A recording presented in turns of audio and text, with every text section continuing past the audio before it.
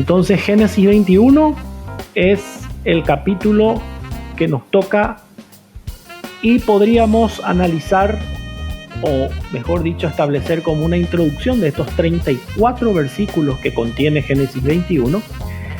Podríamos señalar, como ya había mencionado anteriormente, de que pasaron hasta este tiempo ya 25 años desde la llegada de Abraham a Canaán para el cumplimiento del inicio de una de las promesas de Dios, y creo que la más importante y la más trascendental, por lo menos para lo que Abraham y dentro de lo que es el plan redentor, ¿verdad? El de la descendencia, ¿verdad? Y se confirma también claramente la fidelidad de Dios a sus promesas. O sea que cuando Dios te promete algo, puedes quedarte tranquilo de que Él va a cumplir su palabra. Y también se concreta más aún el propósito divino de la salvación, ¿verdad? Porque a través de esa línea sanguínea, ¿verdad?, de la cual va a venir Isaac y posteriormente Jacob y todos los patriarcas hasta llegar a formarse un pueblo, que es el pueblo de Israel, de quien va a salir nuestro Salvador Jesucristo. Así es que ese era realmente el plan más importante que Dios tenía y el por qué estaba cuidando y velando tanto esa simiente, que no se rompa, digamos, esa cadena que tantos enemigos obviamente tiene. En los 21 capítulos que vamos analizando ya nos dimos cuenta que varias veces ya trataron de romper, y esto no va a parar hasta que Jesucristo nazca de aquel nacimiento también milagroso y virginal. Entonces eso sería, digamos, como una introducción, y ya tenemos, digamos, los primeros 3 versículos de Génesis 21, o yo voy a autoasistirme directamente, ¿verdad?, en función a que no hay muchos pasajes que analizar además del Génesis. Entonces tomé la decisión de llevarlo simplemente de manera directa y en honor al tiempo también, ¿verdad? Bueno, entonces Génesis 21, si vos tenés tu Biblia ahí, dice lo siguiente, los primeros 3 versículos, dice: visitó Jehová a Sara como había dicho, e hizo Jehová con Sara como había hablado. Ahí está, hizo y dijo, exactamente lo que prometió, cumplió. Y Sara concibió y dio a Abraham un hijo en su vejez, en el tiempo que Dios le había dicho. ¿Okay? Y llamó a Abraham el nombre de su hijo que le nació, que le dio a luz, Sara, Isaac. Hasta ahí, entonces, el versículo 1, 2 y 3.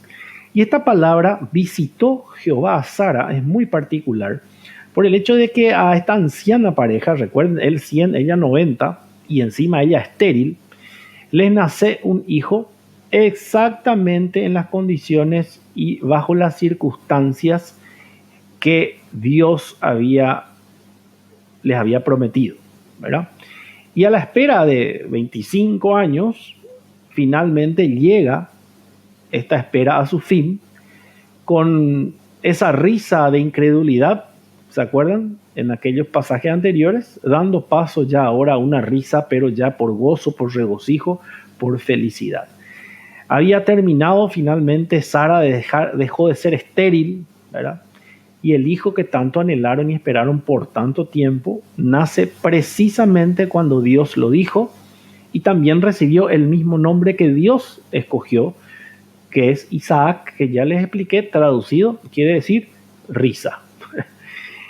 Y tal cual como Dios mismo había mandado en el capítulo 17 que estuvimos analizando, desde el versículo 19 al 21, que básicamente recordando decía: respondió Dios, ciertamente Sara tu mujer te dará a luz un hijo y llamarás su nombre Isaac. Y confirmaré mi pacto con él como pacto perpetuo para sus descendientes después de él.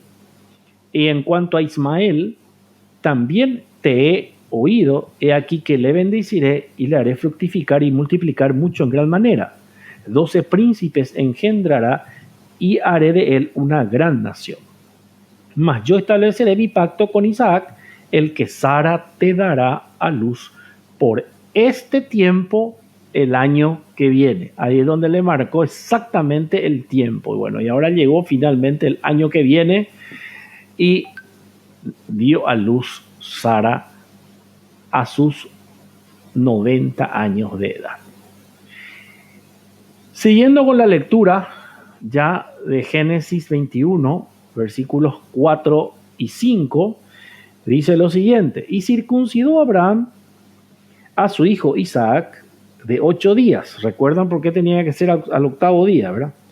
Como Dios le había mandado. Versículo 5 dice: y era Abraham de 100 años cuando Isaac nació, su hijo. Y acá viene el tema nuevamente de la circuncisión que ya habíamos tocado en capítulos anteriores. Dice: y circuncidó Abraham a su hijo Isaac. Tal y como le mandó Jehová, a los 8 días de nacido, Isaac fue circuncidado, y como señal del pacto, como sello de justicia de su gran descendiente, iba a ganar, y que Isaac recibió por la fe. Por su parte, el pueblo árabe, es importante también destacar, de que ellos también desarrollan todo lo que es la práctica de la circuncisión a sus hijos, pero con la diferencia que ellos lo hacen a los 13 años de edad. Una cuestión de costumbre nada más, ¿verdad? Y eso sería básicamente la línea de circuncisión que viene de Ismael, ¿verdad? Medio hermano de Isaac, que hoy vamos a conocerlo un poco más también. Pero en síntesis, toda la gente, toda la cultura del Antiguo Testamento, cercano Oriente, hasta ahora, ¿verdad?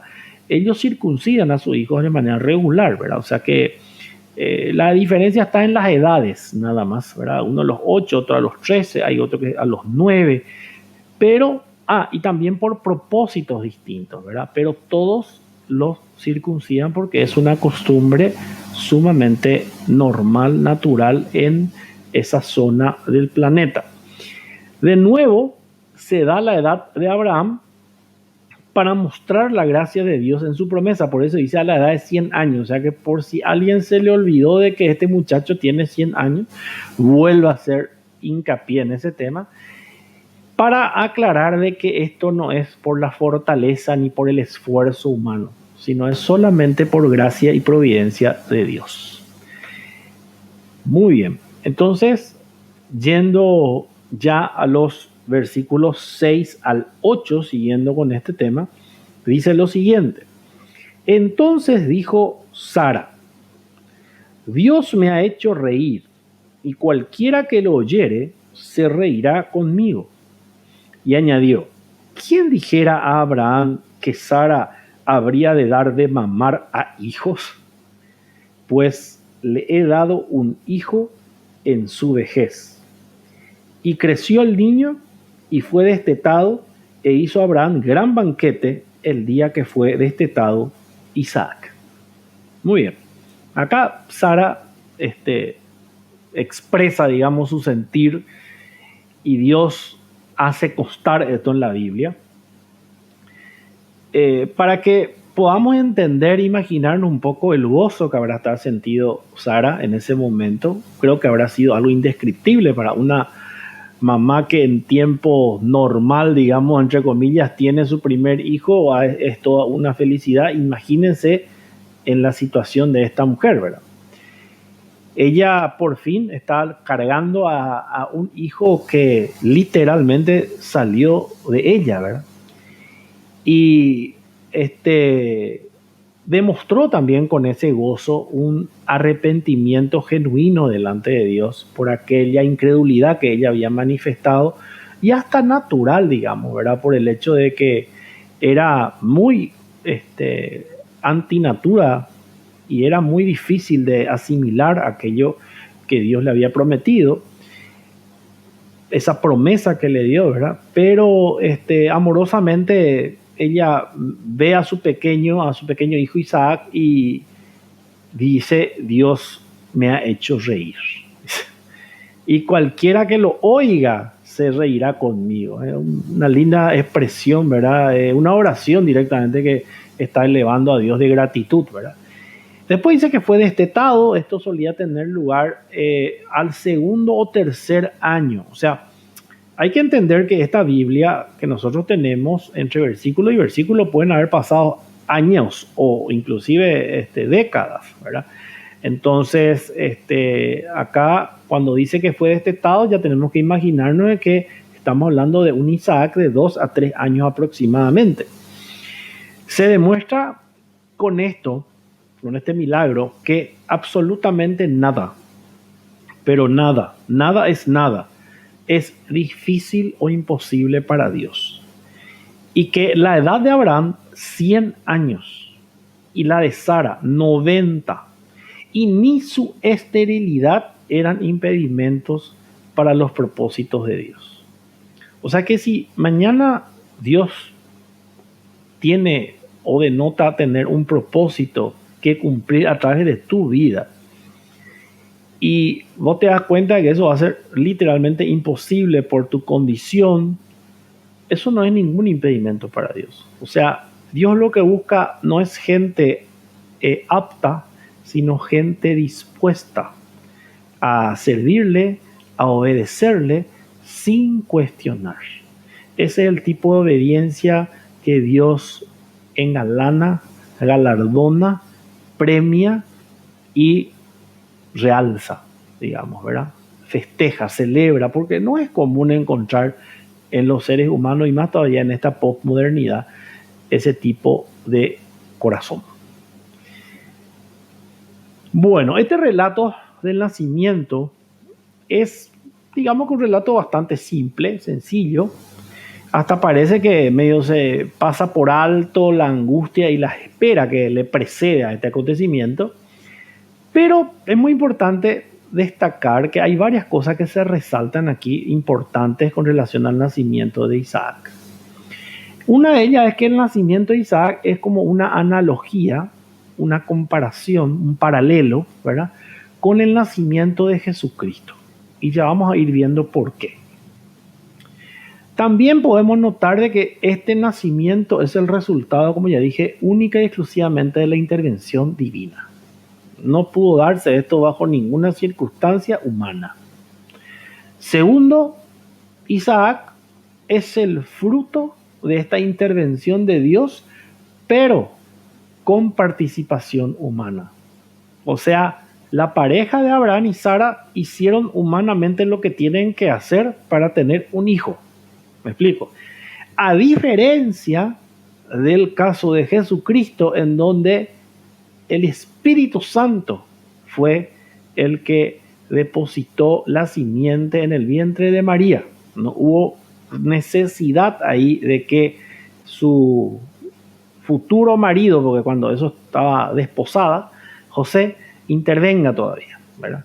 Entonces acá sí, acá ya estaban casados, era una pareja hecha y derecha, con una familia conformada, no habría ningún inconveniente de que vayan a tener intimidad y fruto de esa intimidad Dios propiciara el embarazo y posterior nacimiento, ¿verdad? Entonces acá hay un trabajo en equipo, digamos, entre Dios y el hombre. Entonces es un hijo biológico, físico, en lo que a Abraham y a Sara respecta, ¿verdad? Así como ellos recibieron la promesa de Dios y aceptaron la promesa a pesar de su edad, ellos se hicieron partícipes, y el hecho de ir a mantener o a intentar un embarazo a esa edad, esa es la manera de demostrarle en la práctica a Dios de que le están creyendo, ¿verdad? Ellos se hicieron copartícipes de alguna manera de esa procreación, ¿verdad? Y se mencionan también la concepción, el tiempo del embarazo, el hecho de dar a luz y que Sara diera de mamar al niño. Todos esos detalles se especifican aquí en estos primeros pasajes, y todo ello indica de que hay un proceso humano normal, completo, como el de todos los seres humanos, ¿verdad? O sea, tanto en la gestación como en la crianza de este niño. En Hebreo 11:11, por si quieran tomar nota, para poder revisar. Ahí se menciona justamente el esfuerzo físico, emocional y espiritual que apropiara Sara para engendrar al niño. O sea, ahí el autor del libro de los Hebreos hace una aclaración al respecto. Repito, Hebreos 11:11, pueden ir a leer o anotar ahora y leer después. Como tercer punto resaltante en este hecho del nacimiento, podemos ver que acá se cumplen con el niño todas las indicaciones dadas por Dios anteriormente. El nombre, Isaac, se le llamó Isaac, se lo circuncidó, por supuesto, a los 8 días conforme al pacto, y según el testimonio bíblico, Isaac es el primero en quien se cumple cabalmente la señal del pacto, que era la circuncisión. Se celebra el destete del bebé. Esto no es que era una cuestión así como voy yo, mira, ya no mama, ya usa chupete. No, acá se organizaba literalmente una fiesta, un banquete, por el hecho de que el niño ya dejaba de mamar. Se celebraba esto y normalmente ocurría, como ya les dije, entre los 2 y 3 años de edad, indicando que a partir de ese momento él pasa ya a otra etapa de la vida, que es la niñez, ¿verdad? Y ya hay una esperanza mayor también de sobrevivencia. Por eso es lo que se celebra, porque en esa época había un alto índice de mortandad infantil, ¿verdad? O sea, no era todo un motivo de celebrar, no era porque querían farrear nomás. Por lo general, el destete indicaba también una habilitación para la mamá para otro embarazo.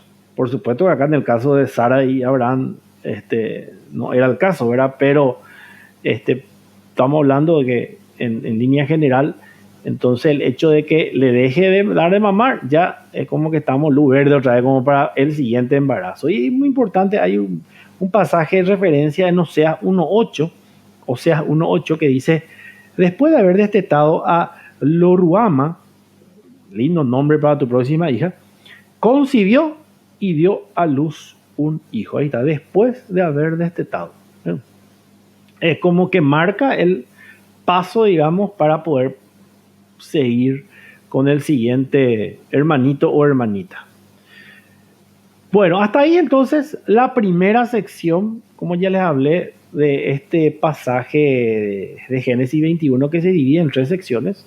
Y a partir de ahora ya vamos a entrar en la que sería la segunda sección, en donde vamos a ver el acontecimiento de Agar e Ismael, que lamentablemente son invitados a abandonar el campamento, la casa, la familia, ¿verdad? En donde ellos estaban compartiendo todos juntos.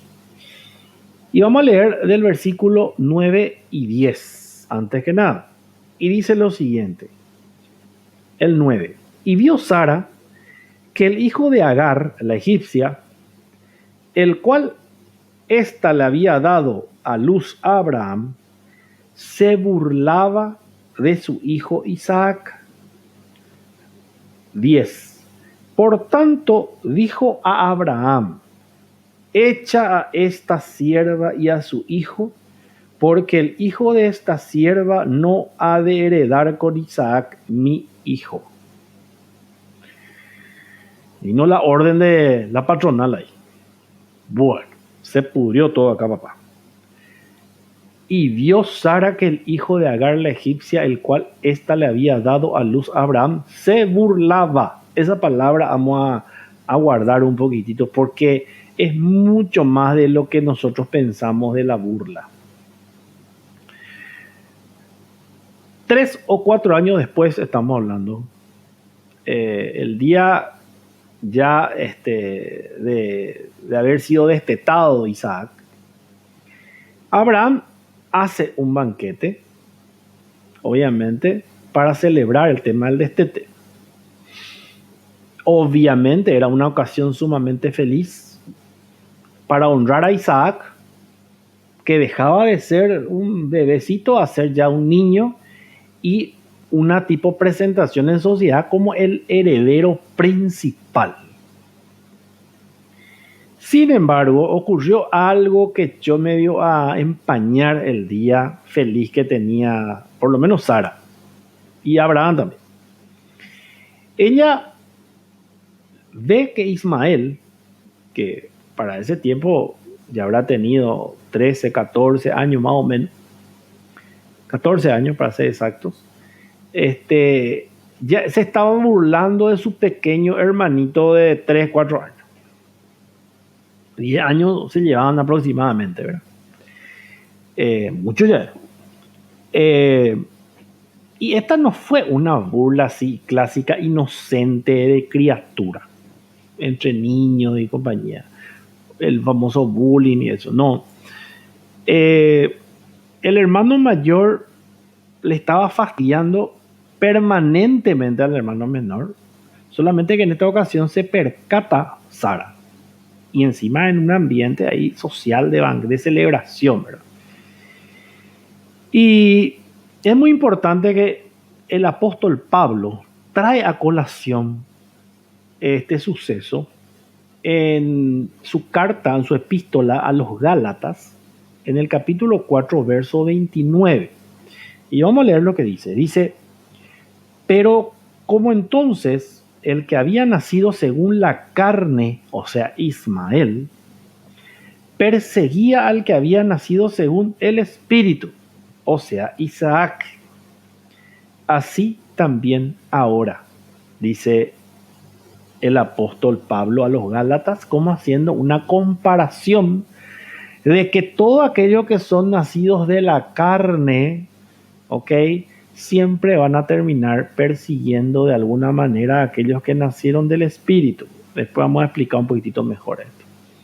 Esto sería como una evidencia de que la ley, que sería la representación de la carne, o sea, la ley, todo el esfuerzo humano, digamos, cuando el humano mete su cuchara, en otras palabras, siempre va a perseguir a la gracia. ¿La gracia qué es? Es el favor inmerecido de Dios, es el milagro de Dios sobre la vida de alguien, que por lo general genera roncha, genera envidia y genera hasta cierto recelo de un grupo de gente. La ley y la gracia lamentablemente no se pueden mezclar. Y que las bendiciones espirituales que muchos reciben no pueden ser obtenidas por medio de principios legales. O sea, yo no puedo hacer nada para merecerme la gracia de Dios. Nada, absolutamente nada. No hay que, por más bueno que sea el del planeta, no hay forma. Porque soy un pecador, ¿entienden? Nacido de nuevo. Entonces, yo no es que peco. No es que yo soy un pecador porque peco, no, yo peco porque soy pecador, porque mi naturaleza esa viene desde Adán, ¿ok? Y es algo que permanentemente nos va a acompañar hasta que partamos de este mundo. Entonces, la celebración del paso de Isaac, del paso de ser bebé a niño, de la infancia a la niñez, llamémosle, dejó oír la risa de la burla. Ahí viene. Eso es lo que Ismael se estaba burlando, era del hecho de que este va a ser el heredero, este va a ser el primogénito. Es muy importante el tema del heredero. En esa época no era una cuestión de plata nomás, ¿verdad? Y esta es una forma también intensiva del hebreo para reírse. O sea, con carcajada, con sarcasmo, con ironía, eso quiere decir. Y esto le ofendió a Sara. Esta fue la gota que le colmó el vaso ya a Sara. Y obviamente se va y se acerca a su esposo y le demanda que expulse a Ismael y a su madre, por supuesto, del campamento. ¿Sabes qué? Yo ya no soporto más, no sé, pero yo no quiero más verle a ninguno de los dos. Así de fino fue el tema. Se pudrió todo. Bueno, los códigos legales de la época de Abraham eran dos: el código de Nuzi y el código de Hammurabi. Googleen para conocer de qué es lo que estoy hablando. Esto no tiene nada que ver con la Biblia, ¿verdad? Son códigos de reglas que regían en ese entonces. Y esos códigos prohibían la expulsión del hijo de una criada si es que nacía un heredero legítimo natural. Así entonces la demanda que Sara estaba exigiendo contravenía con la ley social y la sensibilidad de Abraham también, porque Abraham le amaba a Ismael, ¿verdad? Ya tenía 13, 14 años con él este muchacho, ya cuántas cosas ya habrán pasado con su papá. Y Abraham obviamente se entristeció, eh, no sabía probablemente qué iba a hacer, estaba literalmente entre la espada y la pared, ¿verdad? Pero básicamente lo que él estaba recibiendo era una sanción divina. Estaba cosechando lo que había sembrado, ¿verdad? ¿Se acuerdan cuando él dudó, y Sara también, de la promesa de Dios y ellos quisieron poner su plan B y armaron el tema con Agar? Y acá está, este es el resultado. Tenía que despedirle a Agar y Ismael al desierto. Gálatas 4 del 22 al 31, el apóstol Pablo dice lo siguiente al respecto. Dice, porque está escrito que Abraham tuvo dos hijos, uno de la esclava, el otro de la libre de Sara. Pero el de la esclava nació según la carne, o sea, según la voluntad del ser humano, según sus fuerzas, según su plan, según su estrategia. Eso quiere decir. Mas el de la libre por la promesa de Dios, o sea, un milagro. Lo cual es una alegoría, pues estas mujeres son los dos pactos, dice acá. El uno proviene del monte Sinaí, el cual da hijos para esclavitud. Este es Agar. Porque Agar es el monte Sinaí en Arabia y corresponde a la Jerusalén actual. Pues ésta, junto con sus hijos, están en esclavitud. Mas la Jerusalén de arriba, la cual es madre de todos nosotros, es libre. Porque está escrito, regocíjate, oh estéril, tú que no das a luz, prorrumpe en júbilo y clama, tú que no tienes dolores de parto, porque más son los hijos de la desolada que de la que tiene marido. Así que, hermanos, nosotros como Isaac somos hijos de la promesa. ¿Se acuerdan? En ti serán benditas todas las naciones de la tierra, todas las familias. Pero como entonces el que había nacido según la carne perseguía al que había nacido según el Espíritu, y eso hasta ahora se ve, así también ahora. Mas, ¿qué dice la Escritura? Echa fuera a la esclava y a su hijo, porque no heredará el hijo de la esclava como el hijo de la libre. De manera, hermanos, que no somos hijos de la esclava, sino de la libre. Esto es una parte de una prédica que estaba dando el apóstol Pablo a los Gálatas, haciendo relación y referencia a este pasaje que estamos nosotros analizando, que ellos dominaban y conocían perfectamente.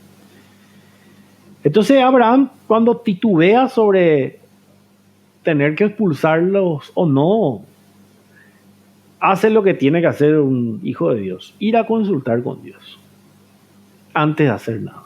Y más todavía una decisión tan importante como esta.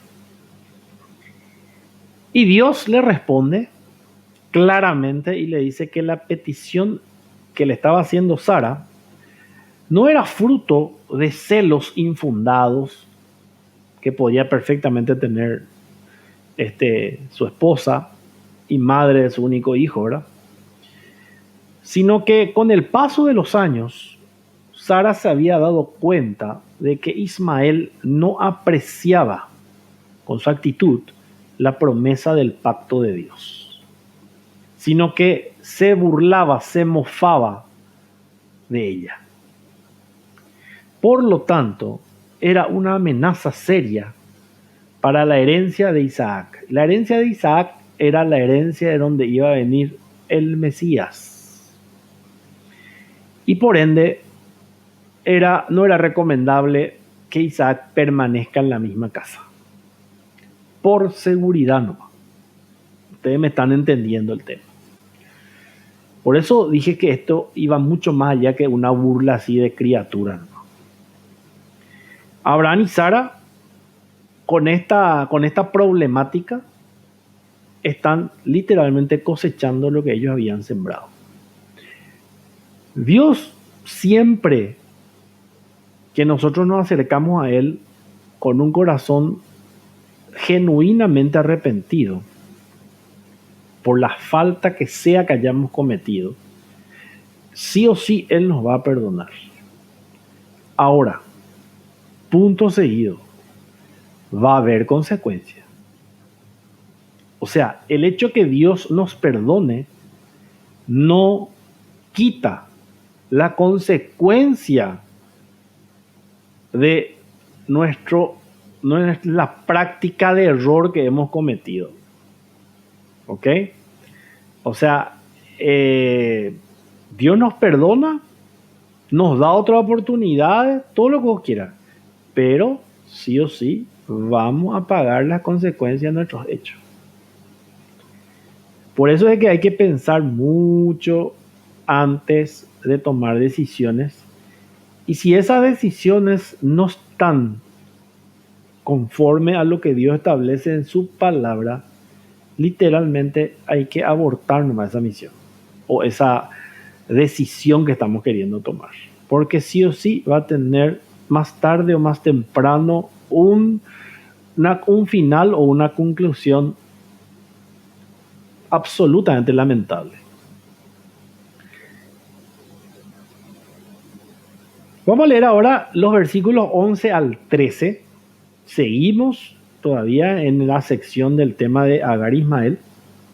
Y dice el 11 lo siguiente. Este dicho pareció grave en gran manera a Abraham a causa de su hijo. Entonces dijo Dios a Abraham, : no te parezca grave a causa del muchacho y de tu sierva.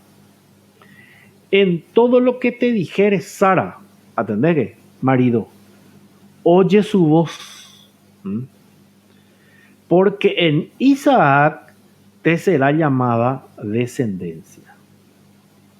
13.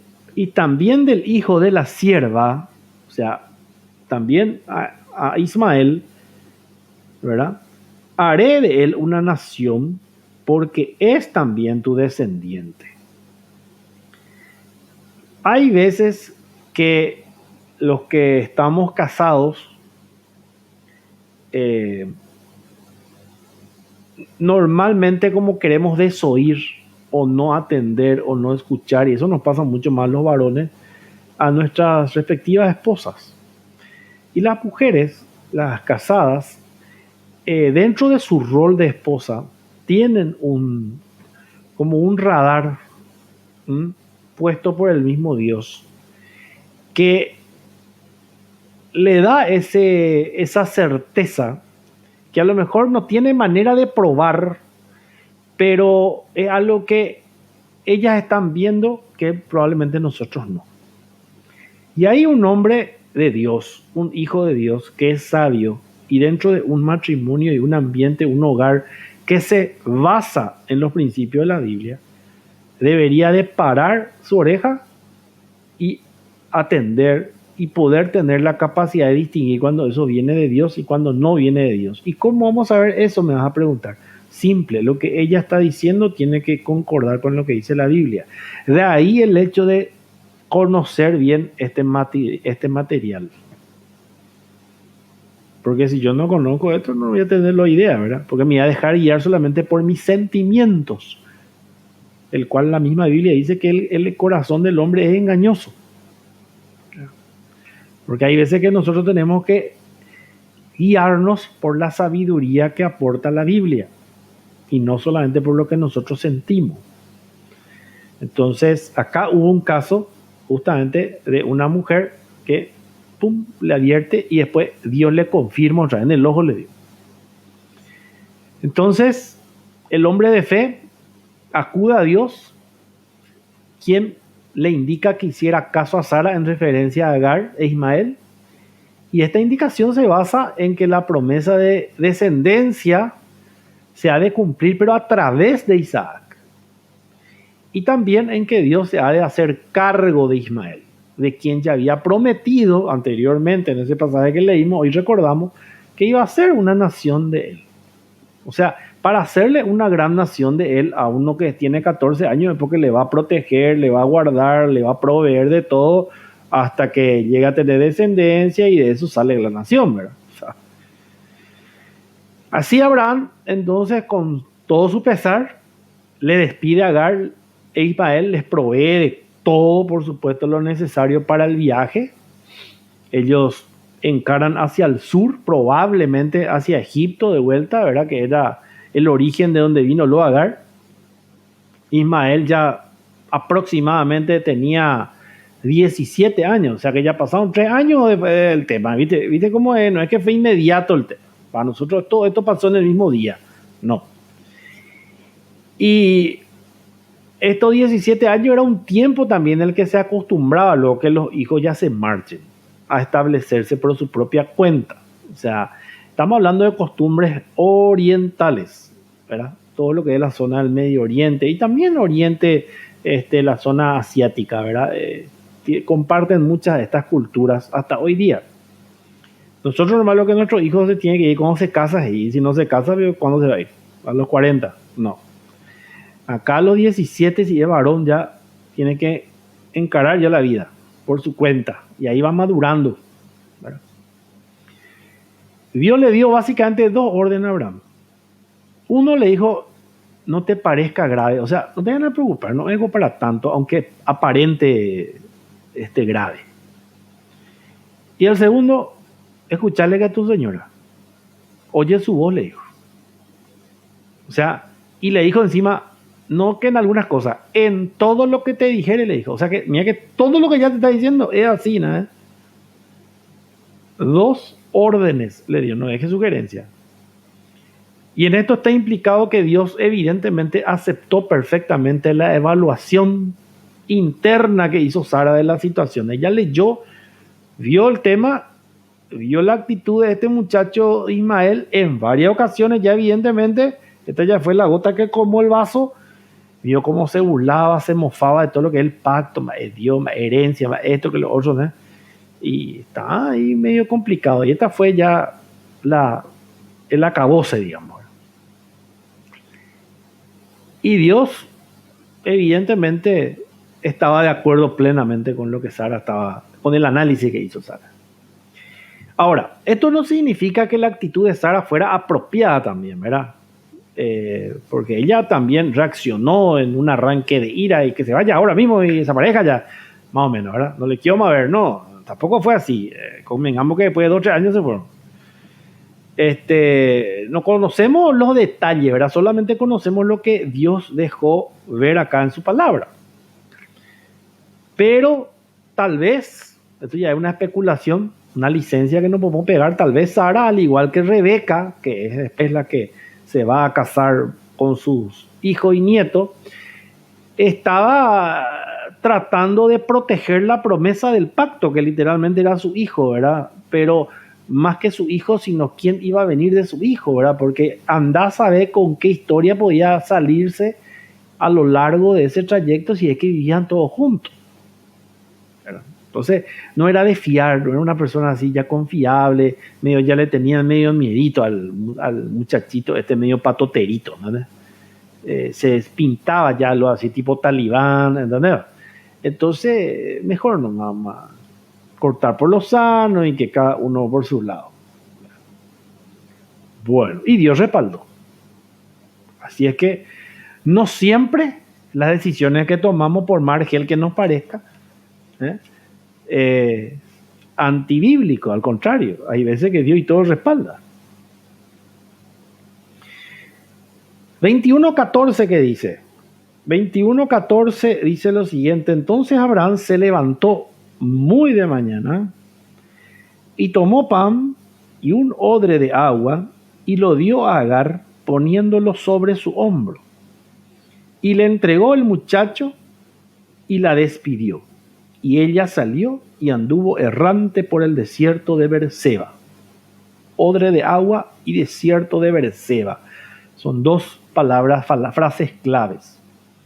Este término odre de agua aparece únicamente en este capítulo en todo el Antiguo Testamento. Se refiere literalmente a una piel de oveja o estómago, del estómago de la oveja, ¿verdad? Que se cose de tal manera que se termina convirtiendo en una especie de contenedor de agua. Eso sería el odre de agua. Y Berseba es un amplio espacio desértico en el límite meridional de Palestina, para que nos ubiquemos geográficamente. Es muy importante que resaltemos y admiremos la obediencia y otra vez inmediata de Abraham. A pesar de que él iba en contra de sus sentimientos, en contra de lo que él pensaba, de lo que él creía, él obedeció. Aunque comprendió que a su edad lo más probable sería que no iba a volver a ver a su primogénito. Acuérdate que él le despide a su hijo, a su primogénito. El primer hijo que tuvo en su vida fue Ismael. Y le estaba despidiendo, le estaba echando y él tenía 100 años. Y eso quiere decir que probablemente ya no le iba a ver nunca esto. Así Abraham despide a Agar e Ismael, proveyéndole de todo lo necesario, obviamente, para el viaje hacia el sur. Como ya mencioné, aparentemente dirigiéndose a Egipto. Decimos aparentemente porque no hay ninguna documentación ni respaldo que nos asegure de dónde se fueron a parar. Bueno, este incidente nos provee el testimonio de varias normas, de varios principios que podemos sacar acá de una correcta relación con Dios y la relación familiar. Y acá es donde ya vamos a bajar ese incidente a nuestro día a día, la parte práctica, digamos. Lo primero que tenemos que destacar es que jamás, pero jamás, un plan humano va a sustituir a un plan divino. O sea que quítense ya de la cabeza del famoso yo voy a ayudarle a Dios cuando que estamos apurados en allá. Para mí que Dios se olvidó. ¿No será que yo entendí mal? Y ahí queremos ya proceder por nuestro lado, queremos buscar el atajo y Dios no funciona así. La voluntad humana, por más sabia que sea, no podrá ocupar nunca el lugar de la voluntad de Dios. Lo que el hombre debe hacer es buscar la voluntad de Dios en su palabra, acá hay que buscar. No es que hay que soñar o así tipo cuando voy a soñar un número y me voy a jugar la quiniela. No, acá hay que leer nomás. Hay que estudiar lo que ustedes están haciendo. Y también a través de la oración. Lectura y meditación de la Biblia y oración. Esos son los dos canales por los cuales Dios se comunica con el ser humano. Si uno de los dos vos no usás, entonces ya tenés 50% nomás ya de probabilidad de que Dios te hable. Y si ninguno de los dos lo usás regularmente, así que tipo Shakira, ciega, sordo, muda, gozo. Entonces vos te imaginás a un Dios que no tiene nada que ver a lo mejor con la Biblia. O le conoces a un Dios que es como según te cuenta un sacerdote, un pastor, un líder espiritual, y vos crees en eso. Por eso yo te digo, no me creas a mí, andale vos a la Biblia directamente y saca tu conclusión, usa el sentido común que el Dios te puso, el más común de los sentidos. Entonces, Dios es fiel no al ser humano, a su palabra, a su propósito. Él es fiel a sí mismo. ¿Ok? Entonces, si Él te promete algo, Él va a cumplir, pero porque es Él. porque Él no va jamás pasar por encima de su palabra. Él no va a borrar con el codo lo que escribió con la mano. Él sí o sí ha de cumplir, pero en las condiciones y términos que Él determina, no como yo quiero. Cómo Él quiere, cuándo Él quiere, con quien quiere, en la situación y circunstancias que Él quiere. Su plan, no el nuestro. Nosotros somos protagonistas de ese plan, pero no somos los autores. Lo segundo que podemos ver acá y rescatar de acá es que una vez más vemos acá expresada la misericordia de Dios. Ismael, sabemos, es fruto del plan B, del recurso humano, ¿verdad? De un recurso humano que encima nace en función a la duda de una promesa que Dios hace, y el humano decide no esperar más en Dios y tomar las riendas por su cuenta. En una palabra, el resultado del pecado humano. Simple, hijo del pecado ese. Pero Dios escoge, a pesar de nosotros, hacerse cargo de ese hijo de pecado. No es que le mandó y le extinguió y le licuó y le hizo desaparecer. No. Y ahí se confirma la fidelidad y la bondad de Dios, que a pesar de que el hombre comete pecado, Dios se hace cargo del pecado. El apóstol Pedro, haciendo eco del profeta Isaías en 53.6, Isaías 53.6, que voy a leer un rato, nos declara que Jesucristo en la cruz se hizo cargo de todas nuestras iniquidades, entiéndase pecados. Eso lo dijo 1 Pedro 2.24. Vamos a leer los dos. Isaías 53.6 dice: todos nosotros nos descarriamos como ovejas, cada cual se apartó por su camino, mas Jehová cargó en él el pecado de todos nosotros. Y ese fue Jesús, el que llevó en la cruz el pecado de toda la humanidad. ¿Vieron? Y 1 Pedro 2.24, el apóstol Pedro decía: quien llevó él mismo, Jesús, nuestros pecados en su cuerpo sobre el madero, para que nosotros, estando muertos a los pecados, vivamos a la justicia, y por cuya herida fuimos sanados. Ciertamente la descendencia de Abraham y el mundo entero ha tenido que soportar la consecuencia del error humano, o sea, el pecado. Pero Dios, no Abraham, fue quien se hizo cargo de Ismael. El papá biológico le tuvo que despedir a los 17 años, y de ese muchachito con millones de heridas probablemente se encargó Dios mismo hasta cumplir la promesa que le había hecho a Agar, de que iba de él también a ser una nación grande, fuerte y poderosa, y de hecho se cumplió, y es todo el pueblo árabe. El tercer aspecto que nos provee este incidente es que hay una imperiosa necesidad de hogares bíblicos y estables. Y esa es una realidad, gente, que nadie que tenga 3 dedos de frente no va a darse cuenta. Vamos a hablar de América Latina nomás, en donde se supone que la mayoría de los latinos nos confesamos ser adherentes a la religión cristiana, sea católica, apostólica, romana, bautista, adventista, testigo de Jehová, mormón, protestante, no interesa. En cualquier rama de ellas se autodenominan cristianos. La mayoría de los latinos de Estados Unidos para abajo así nos consideramos, en mayoría.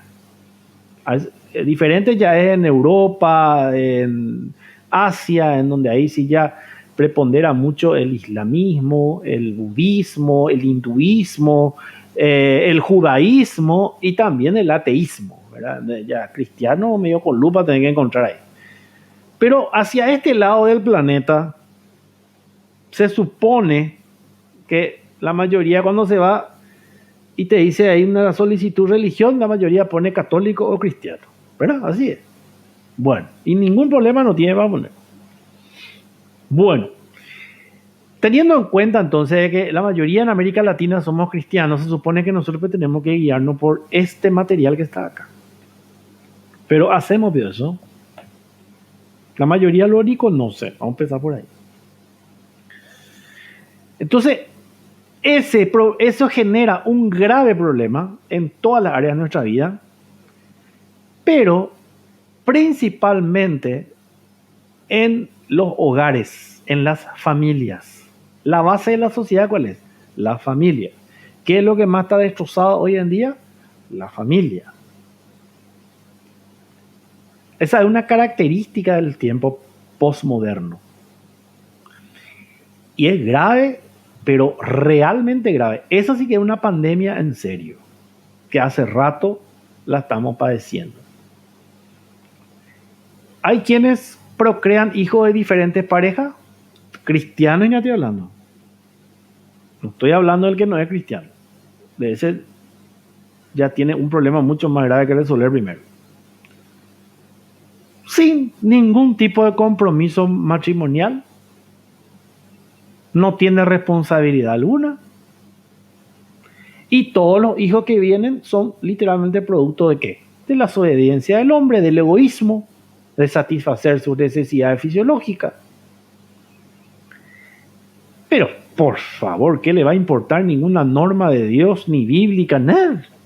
Ni considerar eso directamente.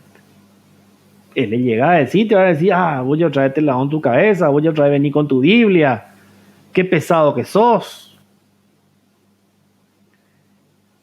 Esto refleja un desenfreno absoluto sexual y una absoluta y total irresponsabilidad del ser humano para con su descendencia. Me importa un bledo. Se crían estos chicos en conflictos permanentes de los cónyuges, permanente discusión, divorcio a tutiplé, separación, violencia doméstica, maltrato. ¿Les suena para eso? Se privan de un montón de cosas. Crecen como yuyo. Ellos crecen nomás. Porque lo único que hay que darle es educación y salud y ya está ya. Un poco de plata y ya está solucionado. Y creen que eso nomás. No tiene estabilidad. Se mudan de un lugar a otro. Tiene que ya otra vez salir de este colegio porque no hay otra vez para pagar la cuota. Él tiene que llevar otro de aquí para allá. Cero responsabilidad. Nadie no planificó tener ese hijo. No presupuestó, ni no. Y el presente de esta criatura, de estos niños, evidentemente es precario y un futuro absolutamente incierto y peligroso. Por ende, es mega urgente que la iglesia cristiana, la que sea, que se autodefina cristiana y que predique y enseñe este libro, tiene que abordar y atender, pero de una manera mucho más cercana, este tema, esta pandemia de las familias y los hogares disfuncionales. ¿Sabe por qué es disfuncional? Porque no funciona. No aplazamos todito en este tema. Me incluyo, en el paquete. No es que me estoy sacando la nalga a la jeringa. Entonces se empieza por reconocer, por identificar la enfermedad y después aplicar el tratamiento. Pero la mayoría no sabe lo único que está enfermo. Cree que así nomás luego tiene que ser.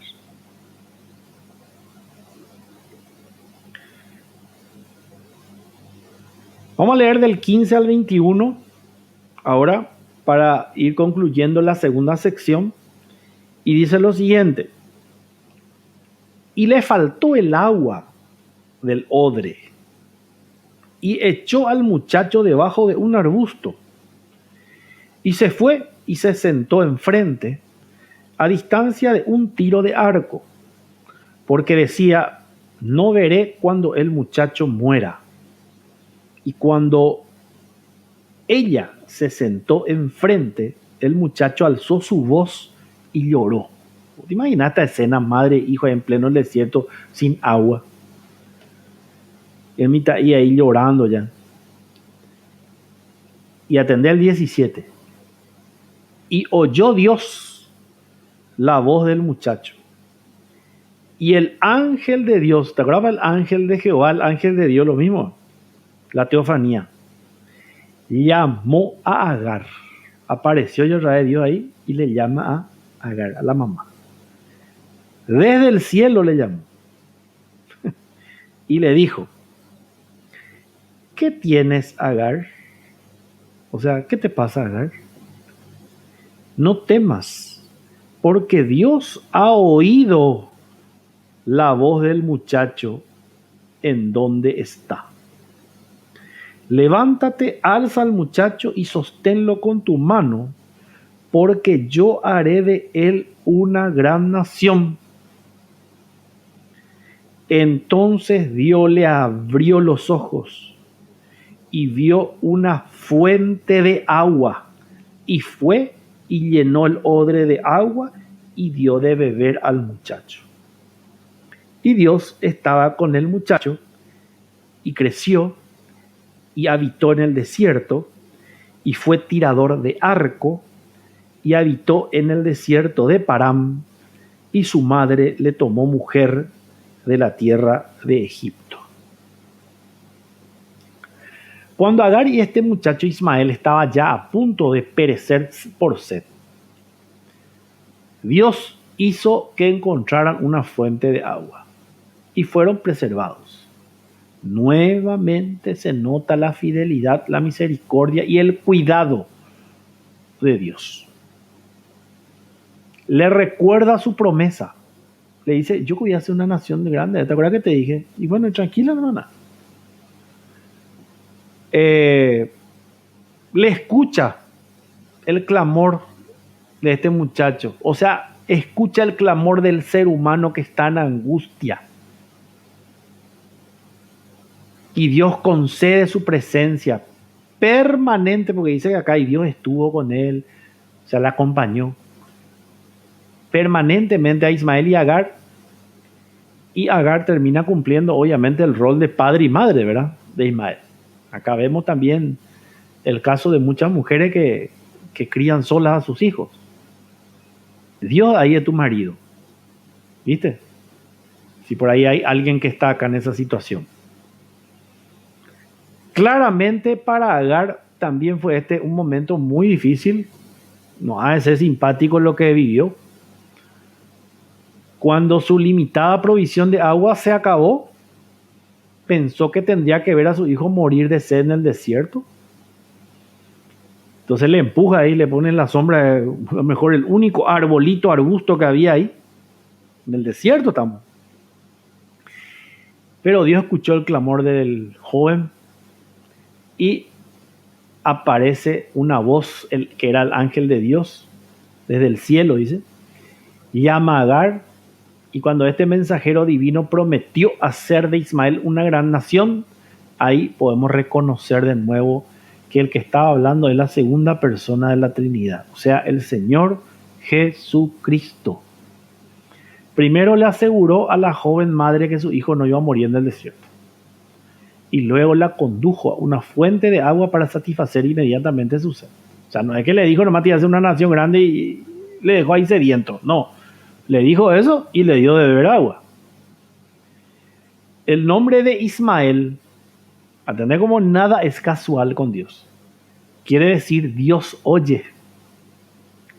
Y acá podemos ver que en dos ocasiones, en el versículo 17 que dice oyó Dios y después y Dios ha oído. ¿Ok? O sea que si vos sos niño, si sos joven, tranquilo hermano, Dios oye también tu oración.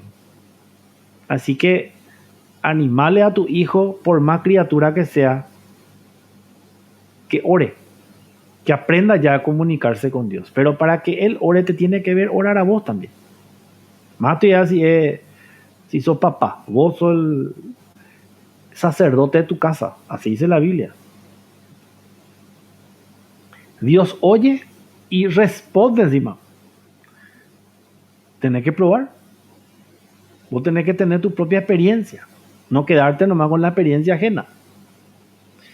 La expresión Dios estaba con el muchacho que leímos recién, también se va a usar más adelante en el capítulo 28, cuando hablemos de Jacob, que es el descendiente ya de Isaac, y también con José, que es el más descendiente todavía, está ya en Génesis 39. O sea que se cumplió lo que Dios dijo, que iba a estar con toda su descendencia. Vamos a leer esos pasajes. Génesis 28:15 dice lo siguiente: he aquí, yo estoy contigo. Acá le está hablando a Jacob. Y te guardaré por donde quiera que fueres, y volveré a traerte a esta tierra, porque no te dejaré hasta que haya hecho lo que te he dicho. Imagínate tampoco que Dios te haga una promesa así. Después, Génesis 39, anoten, versículo 2 al 3 y también 39:21, ahí le habla a José y dice: mas Jehová estaba con José, y fue varón próspero, y estaba en la casa de su amo el egipcio.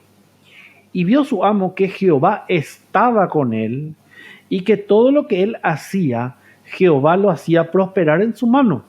Pero Jehová estaba con José, 3 veces ya dijo, y le extendió su misericordia y le dio gracia en los ojos del jefe de la cárcel. O sea que cuando Dios está con una persona, gente, los demás se dan cuenta.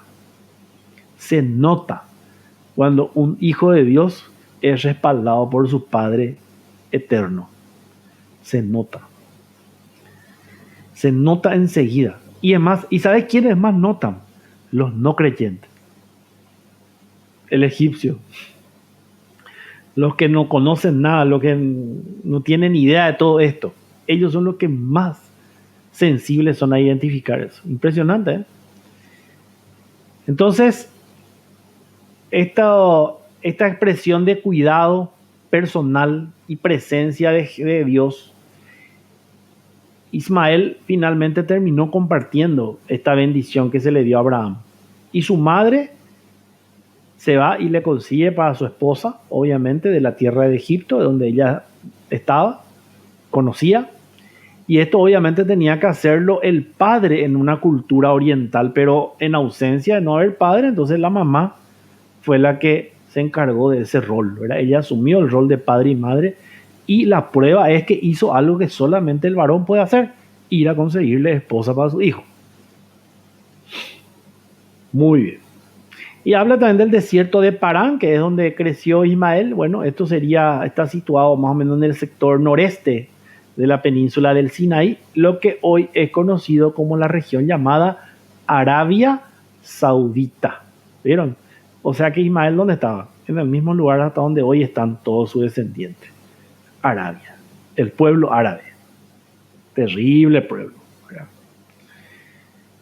Muy especial y particular.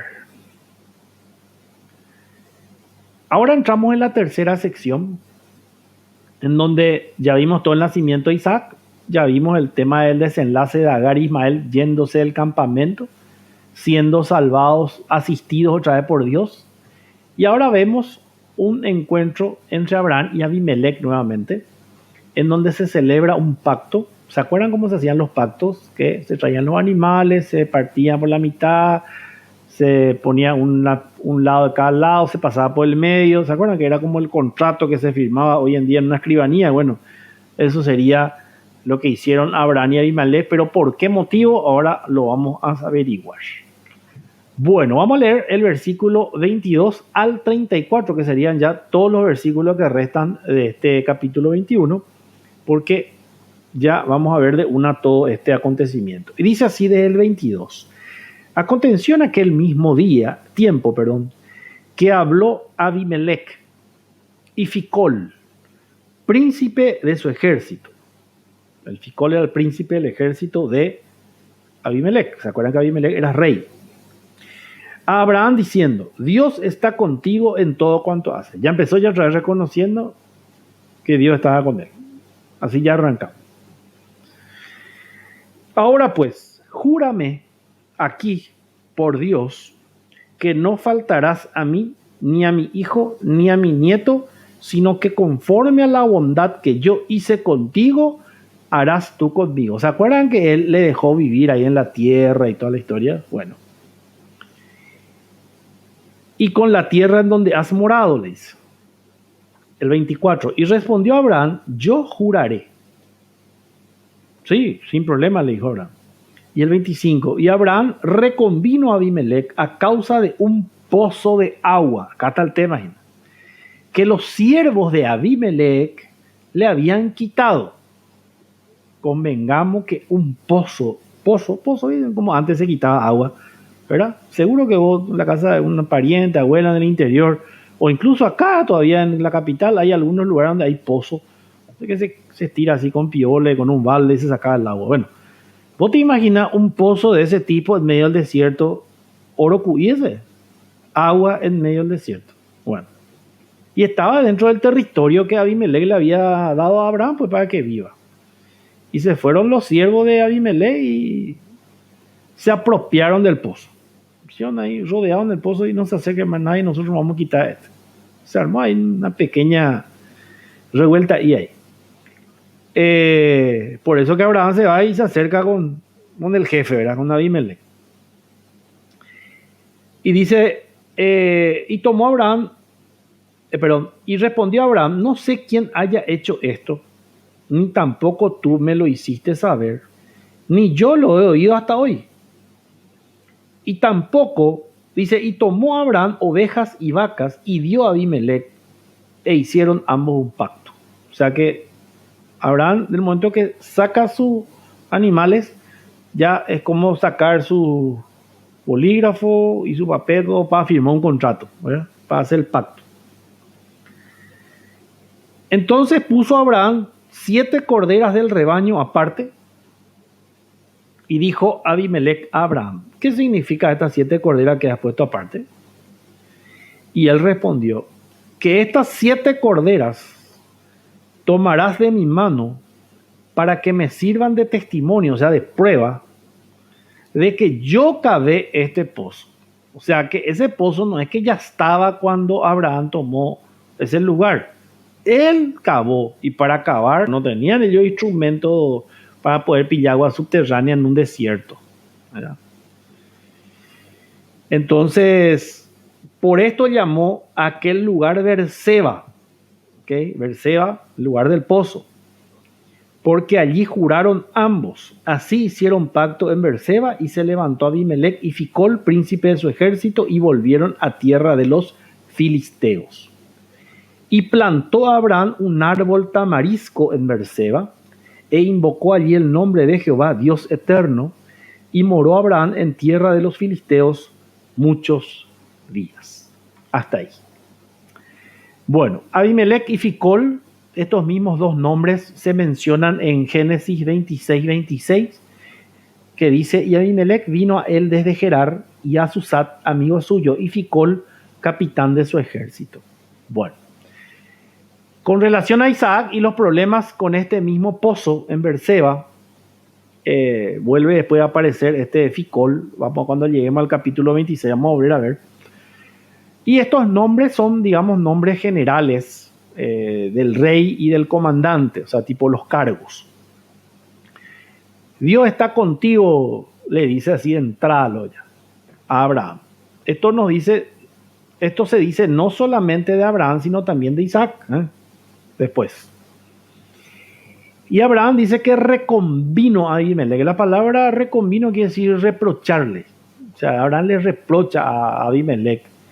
Y se armó ahí una controversia, ¿verdad? Por el tema del pozo, que era muy común ese tipo de problema en una región semidesértica, ¿verdad? Como ya dije. Y la respuesta de Abimelec muestra que él no estaba consciente del problema, o sea, él no estaba al tanto de la cuestión, ¿verdad? Y él quería un pacto con Abraham, él quería hacer un juramento. ¿Por qué? ¿Por qué Abimelech quería asegurar? Porque él reconocía que Dios estaba con Abraham, pues, y que todo lo que Abraham hacía, decidía, Dios le prosperaba. Entonces, espectacular estar en sociedad con un tipo así. Vio a Abimelech y él quería asegurarse de eso.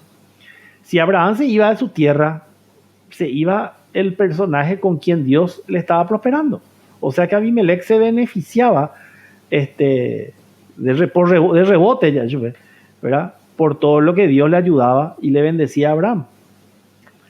Entonces quiso él hacer un pacto, una alianza, ¿verdad? Y la alianza propuesta entre Abraham y Abimelech también debía incluir a sus descendientes, porque la idea era, Abimelech quería asegurar que no solo con él sea, sino también con su hijo, con su nieto, con su todo ya, ¿verdad? Bueno. Abimelech de esta manera iba a gozar de un pacto de no agresión, de que no iba a haber problema, y Abraham en contrapartida ahí se iba a seguir gozando todos los derechos de ocupar la tierra y toda la historia. Abraham estuvo dispuesto a formar una alianza y a confirmarla a través de un juramento o pacto. Pero antes de proceder con la ratificación del pacto, el patriarca le hace mención acerca del tema del pozo, que ese pozo no estaba acá, yo cavé, le dijo. O sea que es de mi propiedad el pozo. Está en tu tierra, pero yo lo hice el pozo. ¿Verdad? Y este había sido tomado por los siervos de Abimelech. Entonces, después de asegurarse que él tenía el derecho exclusivo sobre ese pozo, Abraham se unió entonces a la ceremonia del pacto. Se mencionan acá dos hechos muy significativos por parte de Abraham después de que el rey y el comandante se fueron ya, o sea, después terminó toda la ceremonia.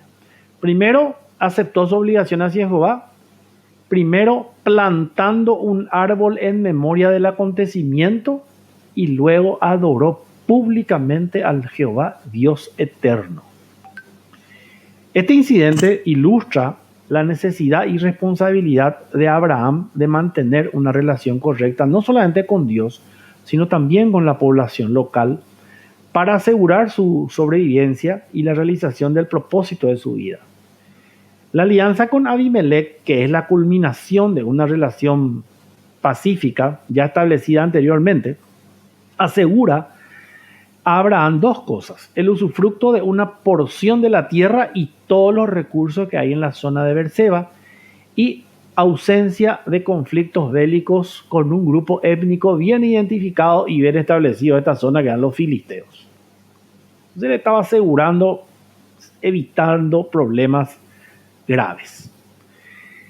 Ahora, este Abimelech del versículo 22 quizás no sea ya el mismo del capítulo 20 que hemos revisado hace miércoles atrás, porque los siervos de este caudillo habían tomado un pozo de agua de los siervos de Abraham. Cuando Abimelech y Abraham hicieron un pacto de amistad, el patriarca Abraham habló a Abimelech acerca del pozo que había sido quitado. Y el resultado fue un pacto cediéndole el pozo a Abraham. Inmediatamente lo llamó Beerseba, que quiere decir pozo del juramento. O sea que en este lugar se va a llamar pozo del juramento porque acá nosotros hicimos el pacto. Más tarde ese lugar fue una ciudad la cual marcaba el límite sur de la tierra, y ahí planta Abraham un árbol de tamarisco como memorial, ¿verdad? Era muy común en esa época realizar ceremonias espirituales y religiosas a la sombra de los árboles, ¿verdad? En un desierto una sombra es muy importante, ¿verdad? Entonces ya vimos mucho el tema de Manre, ¿verdad? De todo esto, de estos árboles, el cedro, el ciprés y todo esto, y ahora aparece otro árbol, el tamarisco, ¿verdad? Que también es muy típico de la zona y de esa área desértica.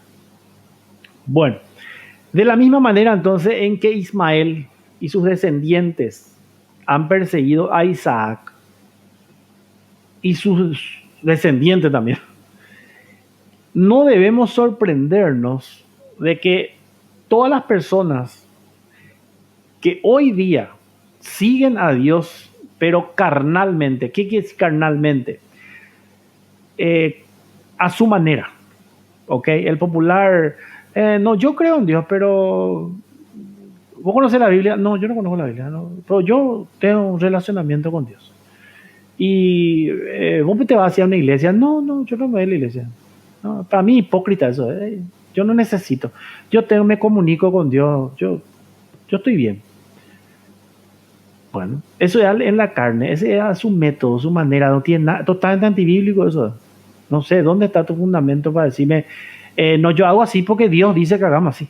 No, Dios dice exactamente todo lo contrario.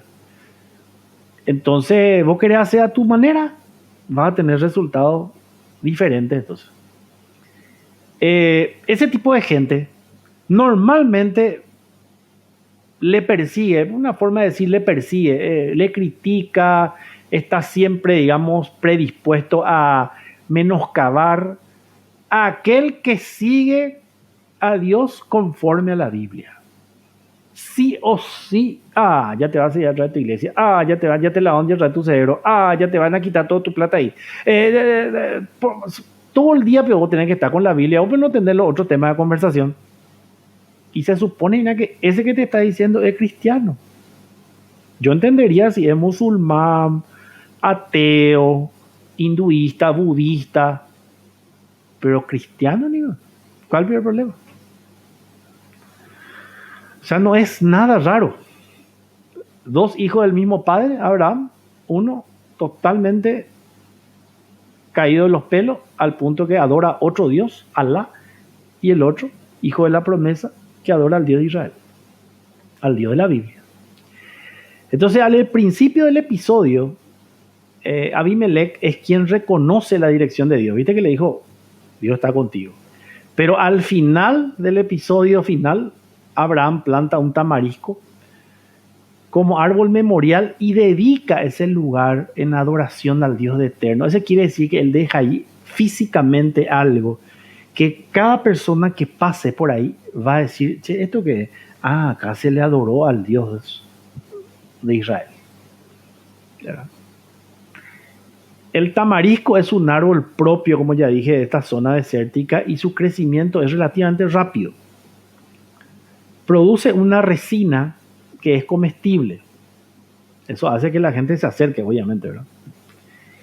Y la nota sobre este acto refleja la importancia también de los árboles en el desierto y que la religiosidad local, los santuarios, siempre por lo general estaban ubicados bajo árboles y en zonas elevadas, o sea, en la montaña, en el monte. ¿Por qué? Porque así de lejos se veía.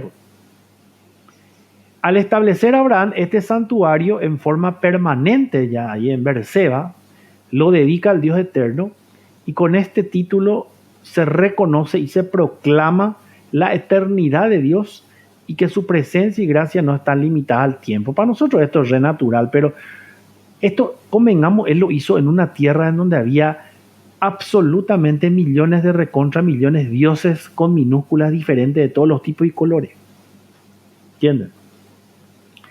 No es lo mismo para nosotros hacer esto hoy, que es nada de extrañar, digamos, a que hacerlo en un lugar totalmente anticristiano, ¿verdad? Y el Salmo 91 al 2 y el 93:2 dice lo siguiente: Señor, tú nos has dado refugio de generación en generación. Antes que naciesen los montes y formases la tierra y el mundo, desde el siglo y hasta el siglo, tú eres Dios. Y el 93:2 dice, firme es tu trono desde entonces, tú eres eternamente. Esa es la eternidad de Dios, la que nosotros no podemos muchas veces entender en nuestra mente finita, porque nuestra mente es finita. Finita quiere decir que tiene que tener un inicio y un fin. Pero Dios es infinito, o sea, Él no tiene ni principio ni fin. O sea, Él está en un eterno presente. Es muy difícil para nuestra mente humana interpretar y asimilar eso, cómo se entiende eso, ¿verdad? Pero cuando estemos realmente, literalmente delante de Dios, que todos lo vamos a estar, ahí vamos a entender en esa dimensión en la cual Él se maneja, en donde el tiempo literalmente no existe, ¿verdad? Porque Dios mismo estableció el tiempo, o sea, Él creó el tiempo, Él creó todo. Él creó la existencia misma. ¿Entienden? Complicado, porque nuestra mente parece como que nos hace así un reseteo cada vez que pensamos en eso, ¿verdad? Y eso es lo que a Él le hace ser Dios y a nosotros creación de Él. Muy bien, vamos, antes de hacer la reflexión final, ver un pequeño material con relación a este virus que tenemos todos los seres humanos, sin excepción alguna, absolutamente todos, llamado pecado.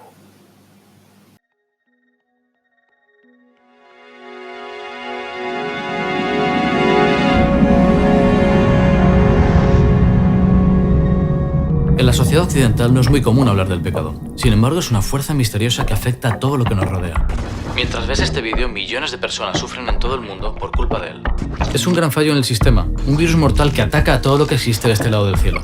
Pero algunas filosofías ni lo contemplan y te proponen mejorar por ti mismo en una carrera frenética sin rumbo y sin fin. Otras te invitan a mirar en tu interior y descubrir tu enorme potencial. Pero no te puedes engañar, tú sabes mejor que nadie lo que hay en tu interior. Algunas religiones señalan tu pecado y te culpabilizan sin solución, en una lucha imposible contra ti mismo. Otras te ofrecen un perdón vacío, sin ninguna transformación real, en una absurda derrota constante. ¿Cómo surgió el pecado? ¿Cómo me afecta? ¿Son todos los pecados iguales? ¿Es posible vivir sin pecar? ¿Es necesario? A continuación vas a descubrir en 2 minutos la verdad sobre el pecado. ¿Estás preparado? Comencemos. El origen del pecado es un misterio. Intentar explicarlo sería justificarlo. Pero en Isaías 14 y Ezequiel 28, Lucifer codició ser como Dios, y en Apocalipsis 12 se narra su guerra y expulsión del cielo. Adán y Eva fueron creados a imagen de Dios, pero en Génesis 3 el pecado rompió esa imagen. El hombre entregó la tierra en manos de Satanás y comenzó un ecosistema alternativo integrando la muerte en la ecuación.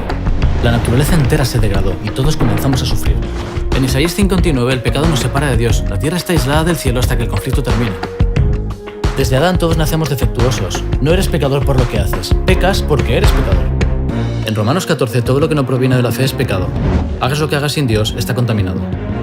El pecado te esclaviza, roba tus sueños y te convierte en una caricatura de cómo Dios te imaginó. En la Biblia el pecado es rebelión, falsedad, desobediencia, caída, iniquidad, injusticia, maldad. Primera de Juan lo define como transgresión de la ley, pero el término más común en la Biblia es errar el blanco.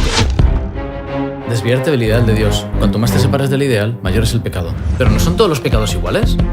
¿Te parece igual que un niño mienta o causar un genocidio? ¿No, verdad? Pues a Dios tampoco.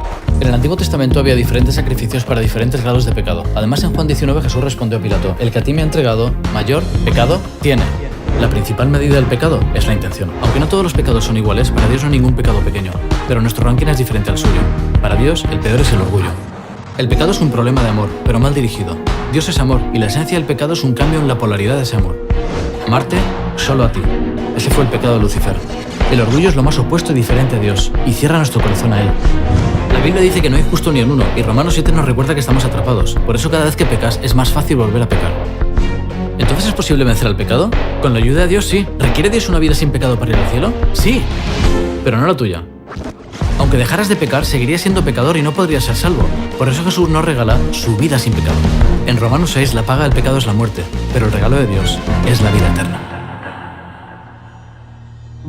El pecado no es una enfermedad que se cure con medicación o una operación. Hace falta ingeniería genética, porque afecta al ADN de cada célula de tu cuerpo. La solución es otra naturaleza, y mientras llega ese día dependemos diariamente del Espíritu Santo para paliar sus efectos en nuestra vida. Dios te perdona, te acepta y te salva como eres. Pero no te deja como eres, te ofrece algo mejor. Quiere rescatarte de ti mismo, que disfrutes de la victoria sobre el pecado, acercarte al ideal y para eso te regala una nueva identidad. Deja que Dios te convierta en lo que siempre soñó para ti. Bienvenido a la mejor versión de ti mismo.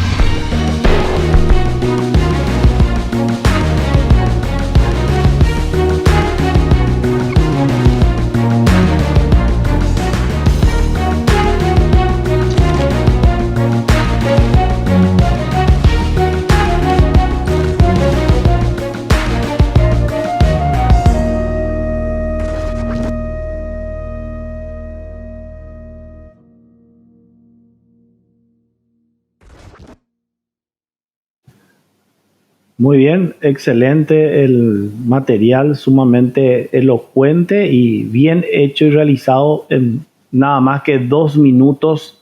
Cómo se puede explicar claramente toda una doctrina fundamental del cristianismo que es el pecado, ¿verdad? Porque si eso no entendemos, la verdad que va a estar bastante complicado el tema, ¿verdad?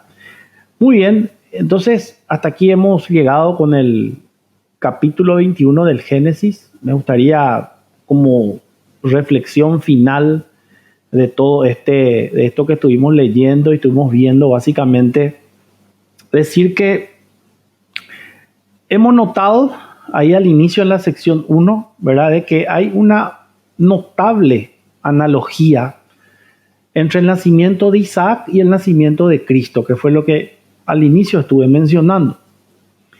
Creo personalmente que el nacimiento de Isaac se nos relata aquí en esta porción de la Biblia justamente por eso, ¿verdad? Por la analogía que existe. Por ejemplo, antes de que naciera Cristo, Dios puso de manifiesto, avisó a todas las generaciones del género humano de que iba a nacer el Mesías.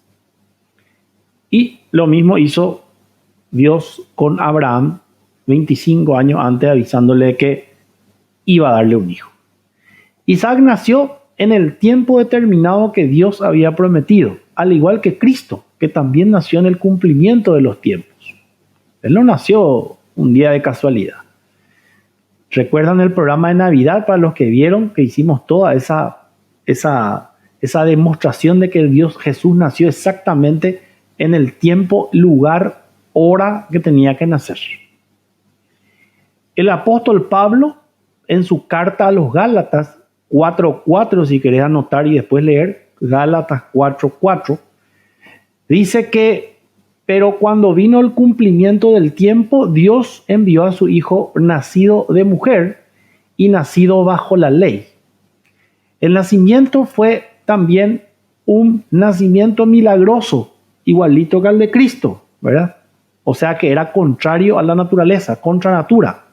Y el apóstol Pablo en Romanos 4, también anota, dice que Abraham no consideró su cuerpo que estaba ya como muerto, ni tampoco la esterilidad de su esposa Sara, sino que tuvo fe en Dios. Así pues, la muerte, o sea, de la muerte Dios produce vida. Lo segundo que me gustaría dejar como conclusión es que la llegada de Isaac al hogar ciertamente produjo una suerte de dificultad intrafamiliar, ¿verdad? Debido a que Ismael se burla de su hermano pequeño, y aquí comenzamos a notar la naturaleza y el carácter de este niño llamado Ismael. Apenas llega el nuevo niño a la familia, se empieza a descomponer el tema. O sea, empieza a salir a la luz lo que realmente había en su corazón. Esta es una ilustración del hecho de que los creyentes, todos los que hemos nacido de nuevo, tenemos también dos naturalezas. La vieja naturaleza, que antes de habernos convertido y que lamentablemente sigue y nos va a acompañar hasta el día que partamos de este mundo. Y la nueva naturaleza que se adquiere cuando uno nace de nuevo, que es el evento más milagroso que puede experimentar un ser humano. Ahora, ¿cuál de las dos naturalezas va a controlar tu vida? Las decisiones que vos tomás. Ahí está la clave de la cuestión. Una persona que no nació de nuevo no tiene opción de controlar a su vieja naturaleza, porque su vieja naturaleza le controla a él sí o sí. El que nació de nuevo tiene la posibilidad de decidir ya quién va a controlar, si la vieja naturaleza o la nueva. Esa es la gran ventaja que existe cuando una persona nace de nuevo en Cristo Jesús. El apóstol Pablo, por ejemplo, en Romanos 7:15, un pasaje muy importante, dice que hay una lucha interna entre ambas naturalezas, en todos nosotros. Bueno, en todo aquello que nacieron de nuevo, los que ya tienen las dos naturalezas. Y literalmente Pablo dice ahí, porque lo que hago no lo entiendo, dice, pues no hago lo que quiero, sino lo que aborrezco, eso hago. O sea, todo lo que no quiero hacer termino haciendo, ¿verdad? Como que una lucha interna ahí que tiene el Hijo de Dios. Pablo está diciendo que la naturaleza nueva no quiere hacer lo que la naturaleza vieja quiere que haga. Pero la naturaleza vieja muchas veces tiene el control y llega un momento en nuestras vidas que vamos a tener que tomar una decisión. Vamos a tener que decidir de qué manera vamos a vivir. A cuál de las naturalezas vamos a darle el control y el gobierno de nuestras vidas. Esto tiene que ver con lo que en teología se conoce como rendirse al señorío de Cristo. Señorío, kurios, en griego, quiere decir amo, dueño.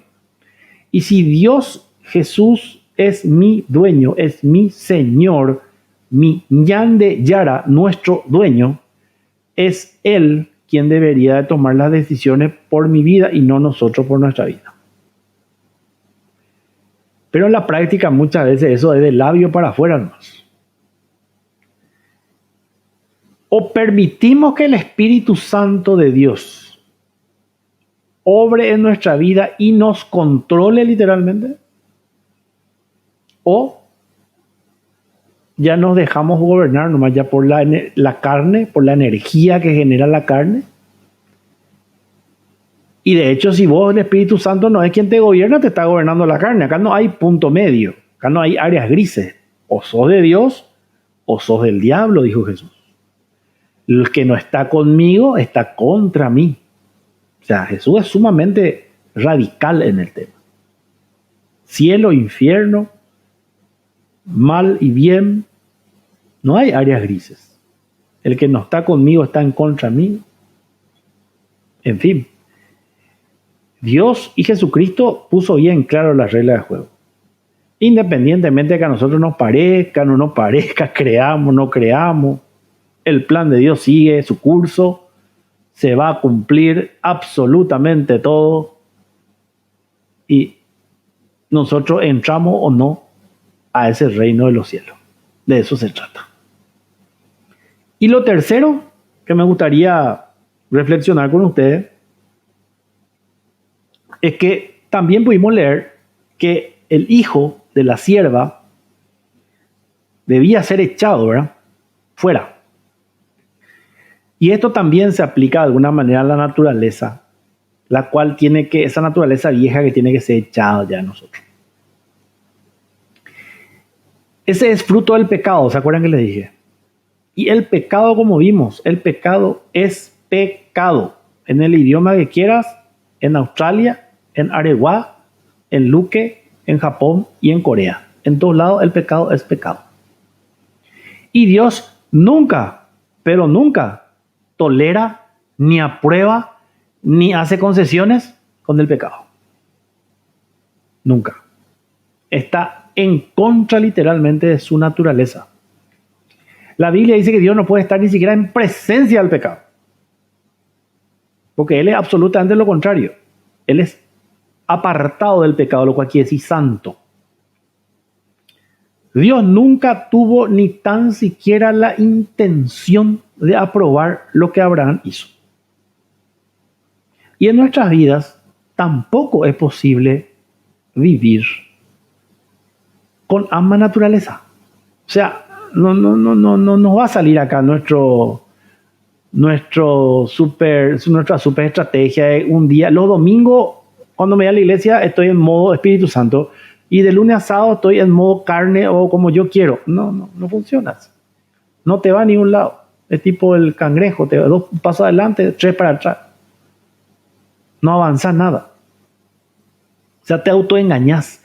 De hecho, el pecado es eso, es un autoengaño. Nos hace creer a nosotros mismos de que nosotros no estamos tan mal. No somos ni tan malos. Yo no robo, no mato, no le violé a nadie. Esos son nuestros parámetros. ¿Verdad? ¿Con quién te estás comparando? ¿Con Hitler? ¿Con Osama Bin Laden? ¿Con el pedófilo? No. Vos tenés que compararte con Jesucristo. Él es nuestro modelo a seguir. Y ahí ya nos fuimos al mazo todito, ¿verdad? Por eso, depende de cuál es el parámetro que vos uses para medirte. Jesucristo es nuestro modelo, por eso Él vino a este mundo, vivió como hombre para darnos el ejemplo y dejarnos las pisadas que tenemos que seguir. De hecho, cristiano quiere decir pequeño Cristo, imitador de Cristo. Y vos le imitás a Jesucristo. Hacé el intento por lo menos. Pero ¿cómo le vas a imitar si ni siquiera le conoces? Yo no puedo imitarle. Para yo imitarle a alguien tengo que conocer muy bien.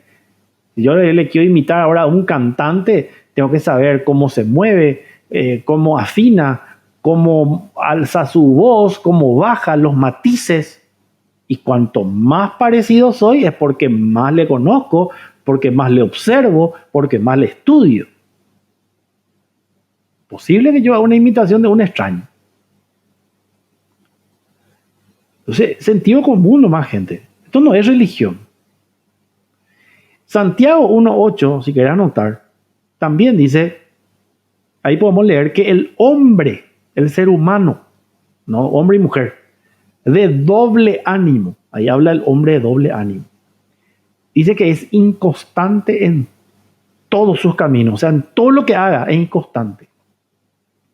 Y esto explica la inestabilidad y la incertidumbre que hay entre tantos cristianos hoy en día.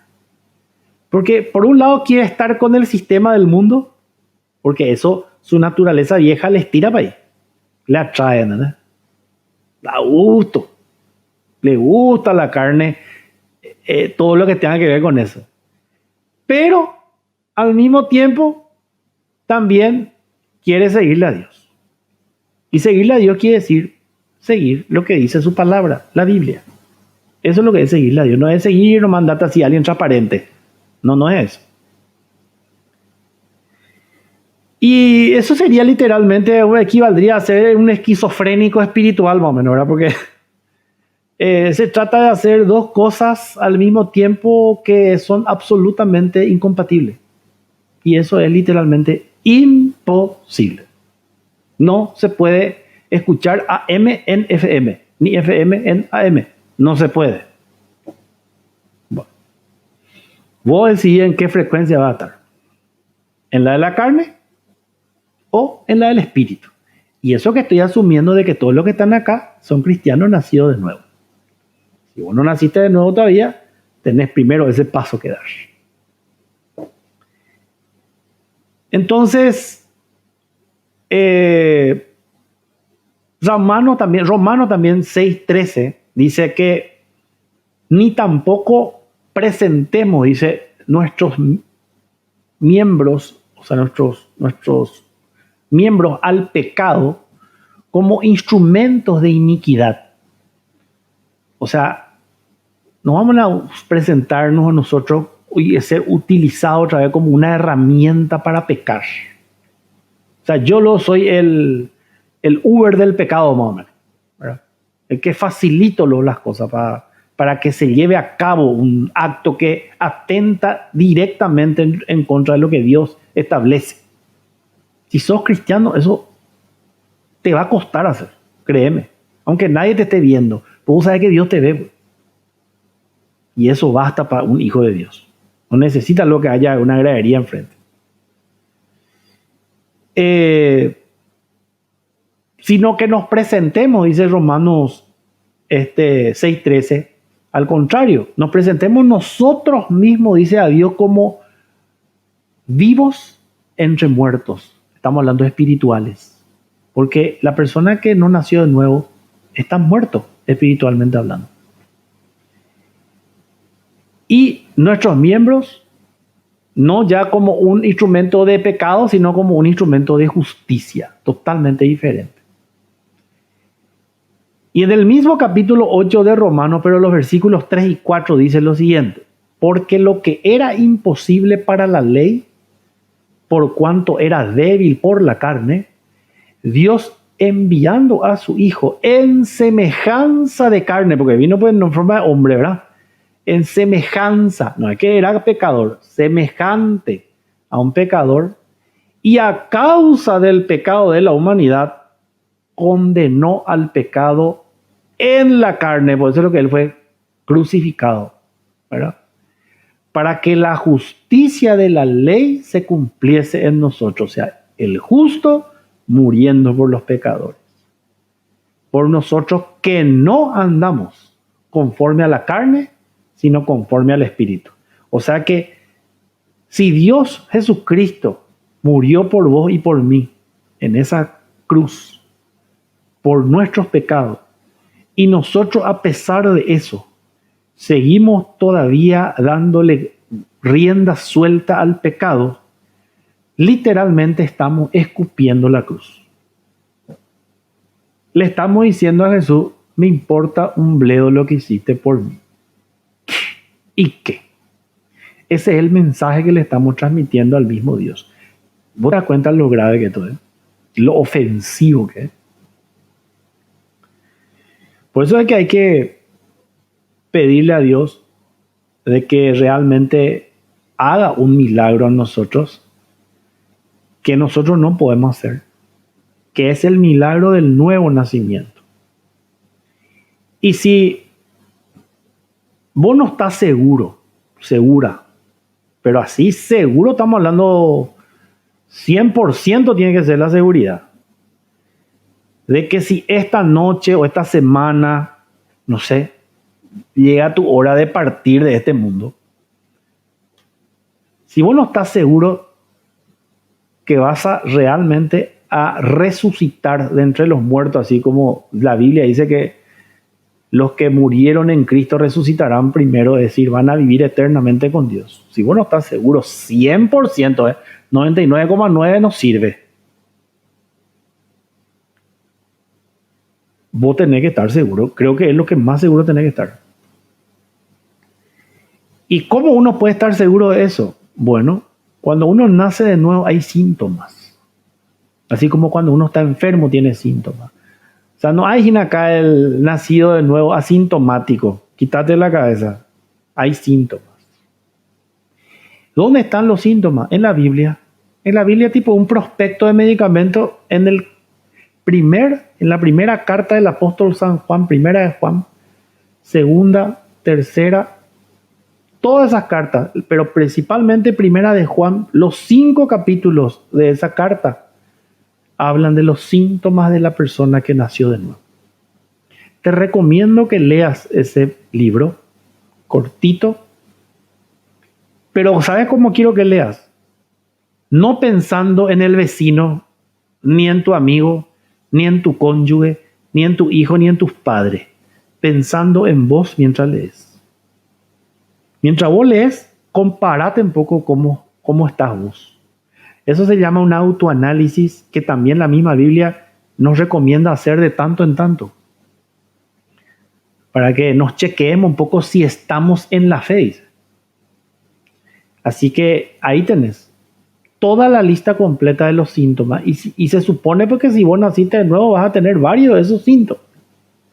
Y si no tenés, ahí ya estamos en un problema mucho más serio.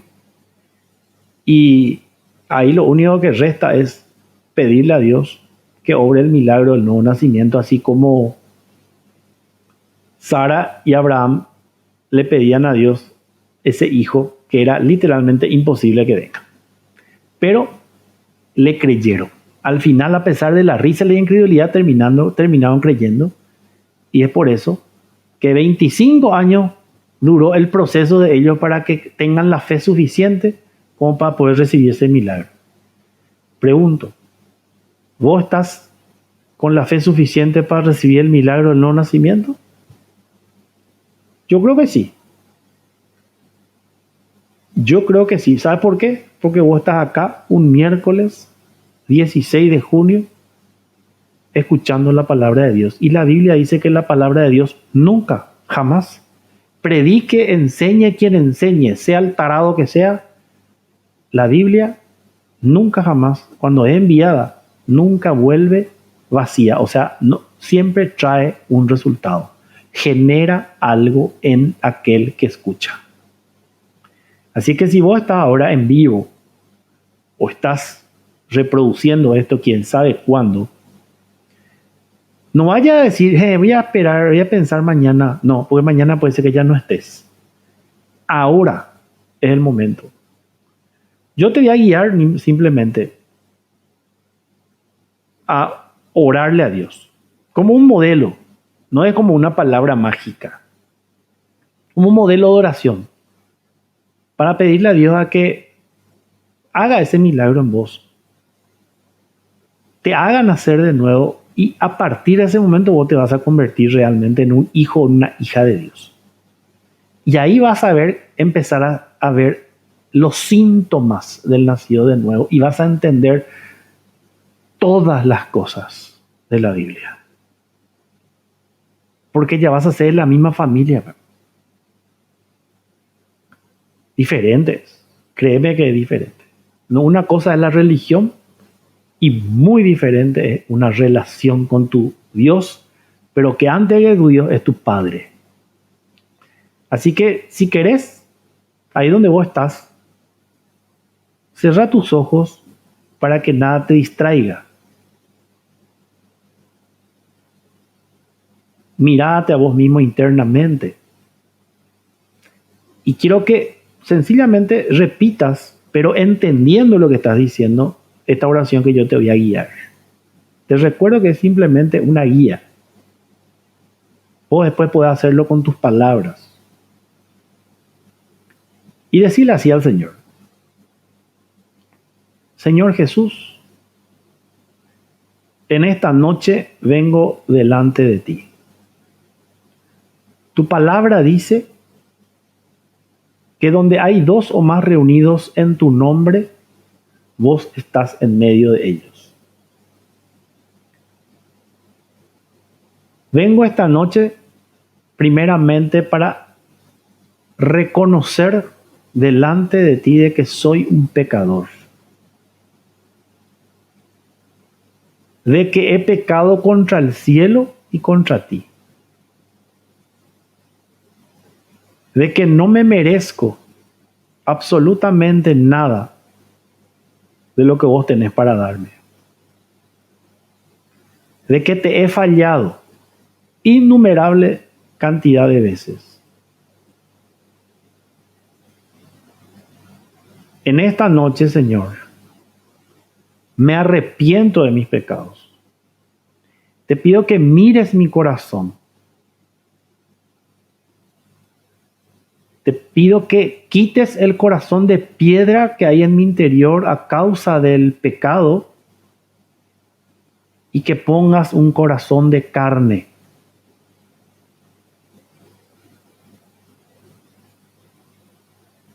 En este instante yo decido voluntariamente, libremente,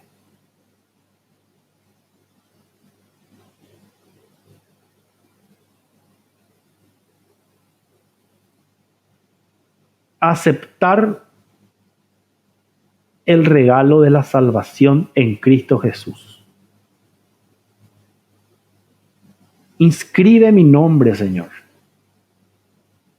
en el libro de la vida. Quiero ser un hijo tuyo. Quiero ser una hija tuya. Quiero vivir el resto de días que me quede haciendo tu voluntad perfecta y agradable. Gracias te doy, Señor, en el nombre de Cristo Jesús. Amén y amén. Si vos hiciste esta oración creyendo en tu corazón que lo que estabas diciendo no eran meras palabras nomás, si estabas sintiendo literalmente cada palabra, si lograste conectarte con lo que estabas diciendo y con tu Dios, así como Dios le respondió a Ismael, Dios ya te respondió. A lo mejor no sentiste nada. A lo mejor vos te sentías exactamente igual de que hace 2 minutos atrás. Pero si naciste de nuevo, muy pronto, muy rápido, vas a empezar a notar esos síntomas que te dije. Lee Primera de Juan para poder identificar ya cuáles son los síntomas y ya identificar y tener listo para cuando se presenten en tu caso. Si tuviste fe, si lo proclamaste creyendo de que eso es así, la Biblia dice, no yo, de que naciste de nuevo en Cristo Jesús. Y me hace así, pues así es fácil, más. Así es. Así dice la Biblia. Bueno, gente, un gusto realmente haber estado con ustedes en esta jornada, en esta noche, esta fría noche, pero con mucho calor del Espíritu Santo al mismo tiempo. Les agradezco la compañía, les agradezco el apoyo permanente que siempre nos dan. Compartí la transmisión antes de que cortemos. Dale like, dale me gusta para que el algoritmo de YouTube viralice cada vez más este canal y este espacio, de manera que más personas puedan conocer de que existimos. Muchísimas gracias desde ya. Cuídense. Estamos cada vez más cerca de llegar a tener ese plan de vacunación a la mayoría de la población. Así que sigamos aguantando un poco más. Sigamos manteniendo las medidas de protocolo de aislamiento y de higiene. Sigamos comportándonos como verdaderos hijos de Dios. Y veremos la recompensa a su tiempo. Muchas gracias una vez más por esta oportunidad. Y gracias a Dios que me da el privilegio inmerecido de poder enseñar y predicar su palabra por este medio. Si Dios no dice lo contrario, el próximo miércoles, por este mismo canal y en este mismo horario, nos encontramos una vez más en otra cita entre la espada y la pared. Dios te bendiga grandemente. Buenas noches.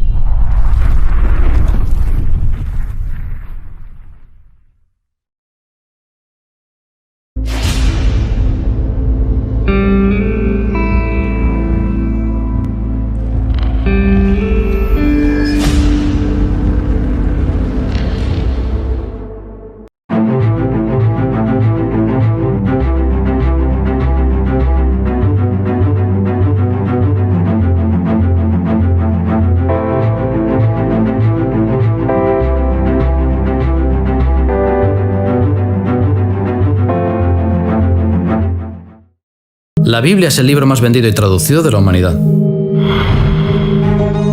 Durante siglos ha inspirado fe y esperanza, cambiando así el rumbo de la historia. No siempre bien usada ni bien comprendida, ha resistido ataques e intentos de destrucción desde su origen. Afirma ser un mensaje de Dios que contiene la historia de la salvación de nuestro mundo. Pero, ¿es eso cierto? ¿Cómo saber si es lo que dice ser? ¿Puedo confiar en ella? ¿De verdad proviene de Dios? En las páginas de este libro te puedes encontrar con Dios. Más allá de iglesias y denominaciones, te invito a que cada vez que abras una Biblia, le pidas que te ayude a comprenderla. Te aseguro que te llenará de un sentido y esperanza que querrás compartir con los demás. Disfruta del mensaje de Dios para tu vida, y sin duda Él te guiará al pueblo correcto en el momento correcto.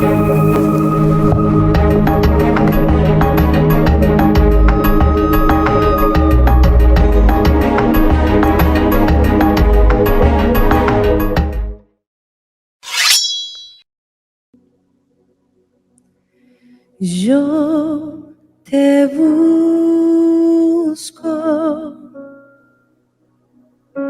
yo te busco, con fuego en mi corazón.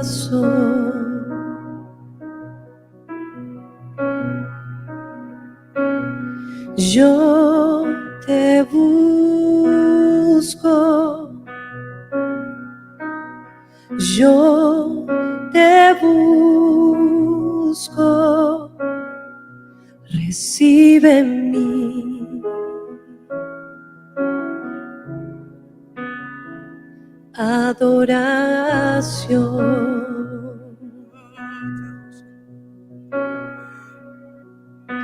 Yo te busco, yo te busco, con fuego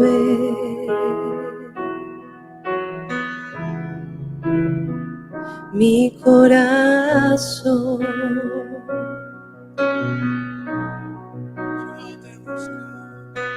Yo te busco, yo te busco,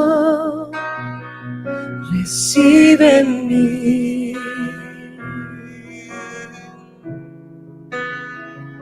adoración.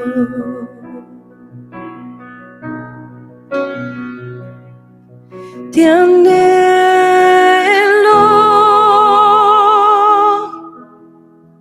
te necesito,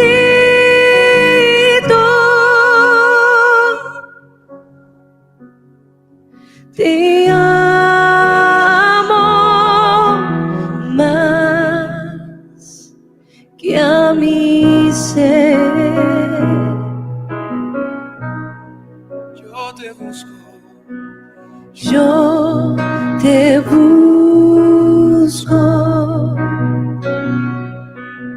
yo te busco,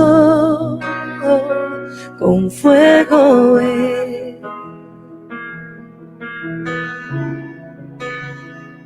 mi corazón.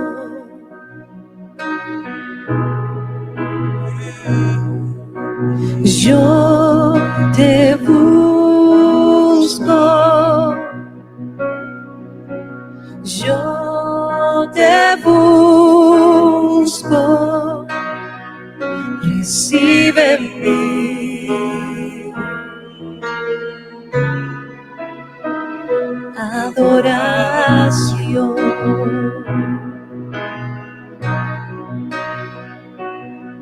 Te anhelo,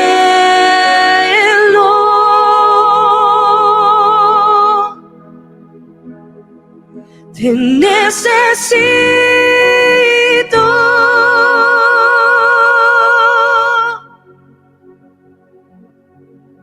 te amo más que a mi ser. Te anhelo,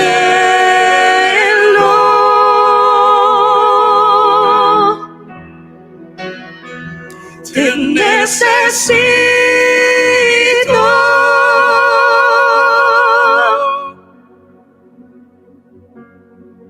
te amo más que a mi ser.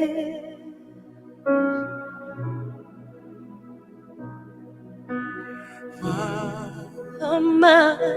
que a mi ser, que a mi ser, Señor, más que a mi ser. buscamos a ti, queremos conocerte más, Jesús, solo Cristo.